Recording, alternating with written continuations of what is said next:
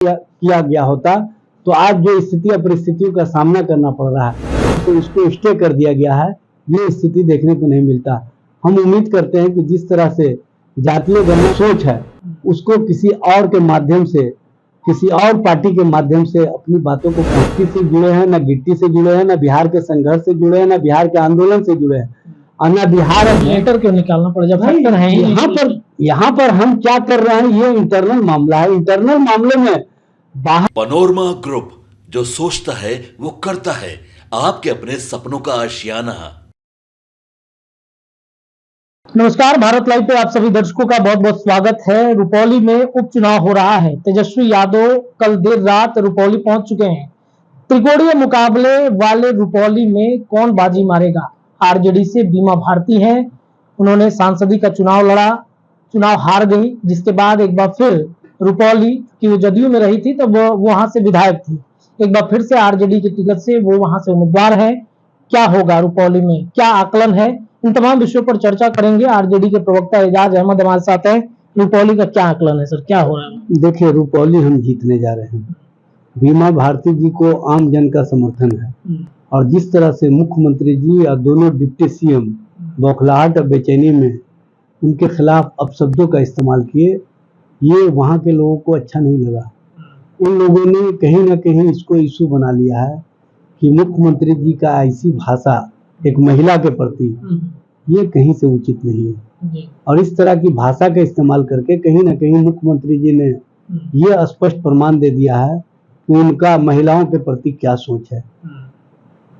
रुपौली की जनता एक बात को समझ रही है कि बीमा भारती जी जो इस क्षेत्र की सेवा करती रही, इस क्षेत्र के सुख दुख में जुड़ी रही और हमेशा जनता और जनता की भलाई के लिए काम करती रही, वो स्पष्ट रूप से दिखा। ये बताने की आवश्यकता नहीं है। और आप देख रहे हैं कि जो उम्मीदवार हैं उनको हर वर्ग के, हर लोगों का, हर तरह के लोगों का समर्थन मिल रहा है और हर लोग एक ही बात की चर्चा कर रहे हैं कि रुपौली के सर्वांगीण विकास के लिए बीमा भारती का जीतना आवश्यक है।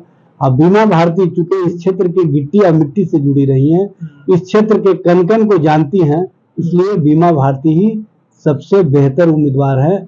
और उनके प्रति जो आम जन का विश्वास दिख रहा है, जो आम नेता प्रतिपक्ष तेजस्वी प्रसाद यादव ने जो 17 महीने के कार्यकाल में काम किए, नौजवान को जिस तरह से नफरत से निकालकर नौकरी और रोजगार की राजनीति की ओर ले जाने का काम किया, और न सिर्फ उन्होंने 17 महीने में 5 लाख से ऊपर नौकरियां दी, बल्कि आरक्षण की व्यवस्था को भी 75% करके शोषितों, वंचितों, पीड़ितों, दलितों, आदिवासियों को न सिर्फ उनके चेहरे पर मुस्कुराहट लाने का काम किया, बल्कि उनको जो सम्मान दिया, उनको जो हक और अधिकार दिया, उसको छीनने का पिछले दरवाजे से प्रयास किया गया।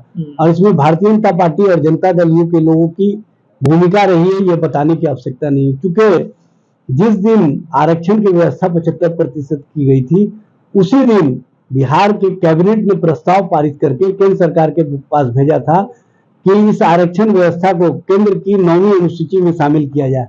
अगर ये 9वीं अनुसूची में शामिल किया गया होता तो आज जो स्थिति या परिस्थितियों का सामना करना पड़ रहा है, आज जो माननीय पटना उच्च न्यायालय के माध्यम से इसको स्टे कर दिया गया है, ये स्थिति देखने को नहीं मिलता।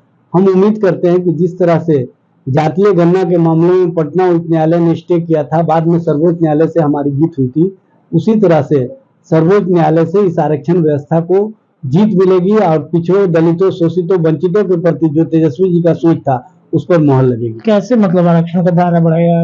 ये प्रावधान है कि 50% से ज्यादा आरक्षण का दायरा नहीं बढ़ सकता है, कोर्ट ने भी ये बातें कह दी। शायद आपको पता नहीं है, माननीय सर्वोच्च न्यायालय ने ही 10% जो ईडब्ल्यूएस की आरक्षण की व्यवस्था है उसको मान्यता दे दी। तो 49.5% मंडल कमीशन के अंतर्गत जो आरक्षण की व्यवस्था थी, वो जब ईडब्ल्यूएस को मान्यता मिली तो 59.5% हो गया। इसको माननीय न्यायालय ने ही अप्रूवल देने का काम किया है। इसलिए इस पर जो हो हंगामा कर रहे हैं वो दरअसल कहीं ना कहीं लोगों को दिग्भ्रमित करना चाहते हैं, लोगों को अलग दिशा की ओर ले जाना चाहते हैं, भड़काव की राजनीति की ओर ले जाना चाहते हैं। इंदिरा साहनी जो आयोग बना था उसमें भी स्पष्ट रूप से सारी व्याख्या कर दी गई है। इस बातों को चर्चा करने वाले कहीं ना कहीं पिछड़ों, दलितों, शोषितों, वंचितों का जब आरक्षण का दायरा बढ़ता है तो उनको बेचैनी हो जाती है उसी बेचैनी में इस तरह का प्रलाप करते हैं। एक लेटर जो है वो आपके पार्टी की तरफ से काफी वायरल हो रहा है। प्रशांत किशोर के पार्टी में लगातार लोग जा रहे हैं, सो रोकना क्यों चाह रहे हैं आप लोग? तो दल बदल चलते रहता है इसमें। भाई प्रशांत किशोर कोई फैक्टर है ही नहीं है। प्रशांत किशोर एक पीआर एजेंसी चलाने वाले, कहीं ना कहीं जो अपनी राजनीति सोच है उसको किसी और के माध्यम से, किसी और पार्टी के माध्यम से अपनी बातों को पहुंचाने वाले हैं। वो न बिहार के मिट्टी से जुड़े हैं, न गिट्टी से जुड़े हैं, न बिहार के संघर्ष से जुड़े हैं, न बिहार के आंदोलन से जुड़े हैं, और न बिहार के लोगों की समस्याओं से उनको कोई मतलब है। आपने देखा होगा लोकसभा चुनाव के दौरान यही प्रशांत किशोर जी बराबर कह रहे थे कि नरेंद्र मोदी की सरकार बनेगी केंद्र में।